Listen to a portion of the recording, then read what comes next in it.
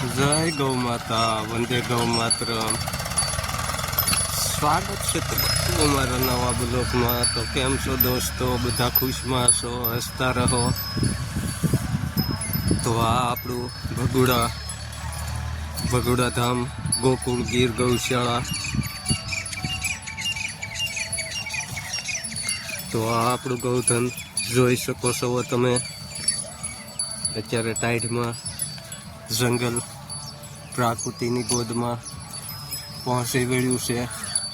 તો સૌ દર્શક મિત્રોનું હાર્દિક સ્વાગત છે.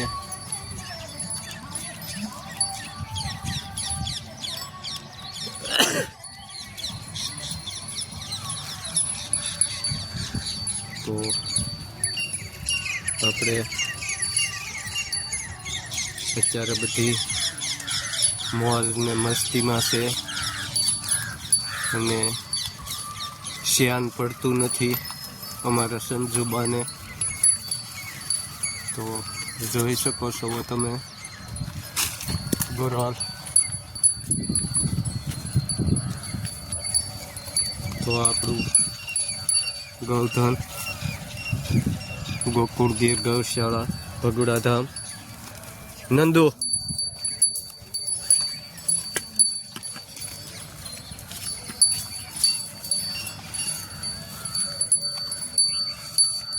અત્યારમાં ઘડીક કવરાવી દે. કોઈને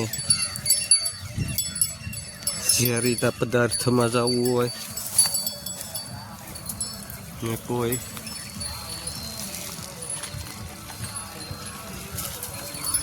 તો આ આપણું ગૌધન આપ નિહાળી રહ્યા છો. તો હવે અમારી પાનખર ઋતુ આવી ગઈ છે. તો ઋતુ ચક્ર અનુસાર જંગલમાં હાવ કરુણા તકે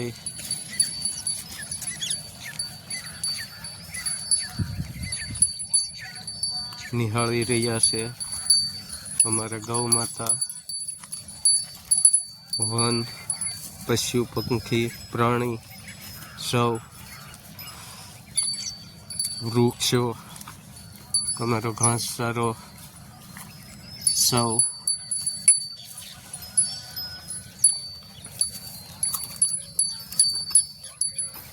તો સંધા દિવસો સારા નહીં હોતા. તેમના હેતુથી એક માહોલ સર્જાય કે પ્રેમ છે અને પ્રેમથી તમે વેગળા પડો તેનો એક કરુણ પ્રસંગ આવે કે તમે અમારાથી વેગળા નીકળી ગયા કે દૂર ભાગો છો.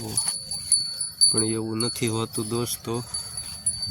દૂર જવાનું, પેટે પાટો બાંધવાનું સૌને અહોભાગ્ય હોય. તેમના હેતુથી અમારી પ્રકૃતિ અત્યારે આખો માહોલ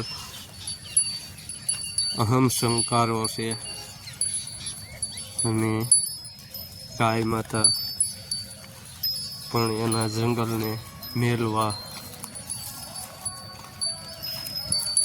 નથી માગતી, છતાં મેકવું પડે છે. પણ અમારે કાળોંદરી કિલિયારા કરે છે કે ભાઈ હું તમારી જોડે છું. તો આ અમારું ગૌધન, આ અમારી એક કથા અને પ્રસંગોપાત ઋતુચક્રને આધીન સારી એવી નાની એવી કથા અમને હૃદય સ્પર્શી એટલે આપની સમક્ષ રજૂ કરી. અસ્તુ. જય ગૌ માતા, વંદે ગૌ માતરમ. મળીએ પાછા આપણા નવા બ્લોગમાં. આપણા બ્લોગને શેર કરો, સબસ્ક્રાઈબર કરો અને લાઈક કરવાનું ભૂલશો નહીં. જય ગૌ માતા.